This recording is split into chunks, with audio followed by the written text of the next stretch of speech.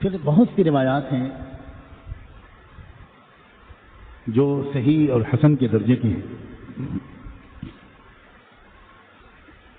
جن سے یہ معلوم ہوتا ہے کہ اس رات میں اللہ کے رسول صلی اللہ علیہ وآلہ وسلم جس انداز سے سجدے میں، خاص طور پر سجدے میں، اس رات کی دعائیں لمبے لمبے سجدے میں گر کر اللہ کے رسول مانگا کرتے تھے۔ آج کوشش کر رہے ہیں ہم لوگ بھی کہ کچھ لمبے سجدے میں اللہ سے مانگیں، اور یہ بہت عجیب سنت ہے جو ہم سے چھوٹ گئی ہے۔ بہت گڑ گڑا کر، بہت بلک کر، بہت تڑپ کر، عجیب و غریب درد بھرے انداز سے اس رات میں اللہ کے رسول صلی اللہ علیہ وسلم نے اپنے رب سے نماز میں اور سجدے میں دعا اور مناجات کی۔ ایک دعا کے الفاظ پر غور کریں۔ اللہ، یہ دعا بھی ہم تک حضرت عائشہ نے پہنچائی ہے، اور یہ دعا بھی سجدے ہی میں مانگتے تھے اللہ کے رسول۔ اللہم انی اعوذ برضاک من سخطک، دہرائیں تک یاد ہو جائے اور پھر ہم لوگ سجدے میں ان الفاظ کا سہارا لے سکیں، کیونکہ اس میں کوئی شک نہیں کہ ایک بار جو الفاظ اللہ کے رسول کی زبان سے نکل گئے ان کی قبولیت کا فیصلہ ہو چکا۔ کیا پتہ ان الفاظ ہی کو سن کر اللہ کہیں کہ یہ الفاظ تو میں ایک بار قبول کر چکا ہوں، اب کسی بھی زبان سے نکلیں گے، کسی کی بھی زبان سے نکلیں گے، نسبت تو میرے محبوب ہی کی ہوگی، اس لیے ان الفاظ والی دعا کو رد کروں گا تو یہ میرے محبوب کے مقام کے خلاف بات ہے۔ اللہم انی اعوذ برضاک من سخطک، اللہم انی اعوذ برضاک من سخطک۔ جو لوگ لکھ سکتے ہوں لکھ لیں، میں بار بار دہراؤں گا۔ جو ریکارڈ کر سکتے ہوں ریکارڈ کر لیں، لیکن لکھنا بہتر ہے۔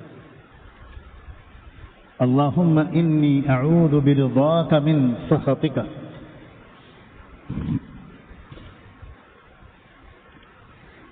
اللہم انی اعوذ برضاک من سخطک وبمعافاتك من عقوبتك وبمعافاتك من عقوبتك۔ پھر سے دہراتا ہوں، اللہم انی اعوذ برضاک من سخطک وبمعافاتك من عقوبتك وأعوذ بك منك، الله، وأعوذ بك منك، وأعوذ بك منك جل وجهك، جل وجهك لا أحصي ثناء عليك، لا أحصي ثناء عليك، لا أحصي ثناء عليك، أنت كما أثنيت على نفسك، أنت كما أثنيت على نفسك۔ اس دعا کا جو مفہوم اور مطلب ہے وہ بھی سمجھ لیں۔ اللہ، میں سوالی ہوں، آپ مجھ سے راضی ہو کر مجھے اپنی ناراضگی سے بچا لیں۔ آپ مجھ سے راضی ہو کر اپنی ناراضگی سے بچا لیجئے، مجھے معاف کر کے اپنی سزا سے بچا لیجئے، مجھے معاف کر کے اپنی سزا سے بچا لیجئے، اور آپ اپنے ہی جلال سے اپنے ہی رحم و کرم کی امان میں مجھے لے لیجیے،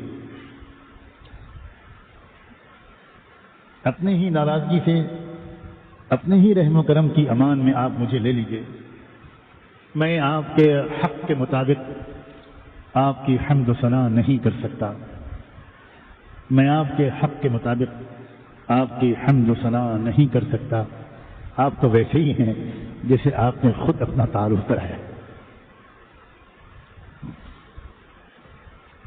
بعض لوگ اس غلط فہمی میں ہیں کہ اس رات کی عبادت کے بارے میں جو حدیثیں ہیں وہ سب ضعیف ہیں، گڑی ہوئی ہیں۔ اتنی جہالت کی بات ہے یہ کہ جب بعض وقت ایک عالم کہلانے والا کوئی شخص یہ بات کہتا ہے تو بہت دکھ ہوتا ہے۔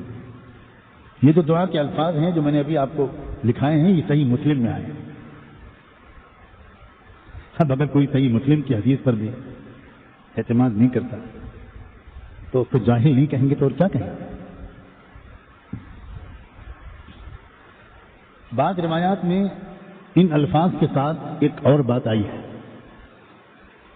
کہ حضور صلی اللہ علیہ وسلم کو صرف یہ دعا مانگتے ہوئے حضرت عائشہ نے دیکھا اور سنا نہیں، بلکہ اللہ کے رسول صلی اللہ علیہ وآلہ وسلم نے حضرت عائشہ کو یہ دعا یاد کروائی اور یہ فرمایا کہ عائشہ اس دعا کو یاد کر لو، اور فرمایا دوسروں کو بھی سکھا دو، اور آگے فرمایا کہ یہ دعا عائشہ مجھے حضرت جبریل نے سکھائی۔ اللہ اللہ، اور جبریل کو کس نے سکھائی؟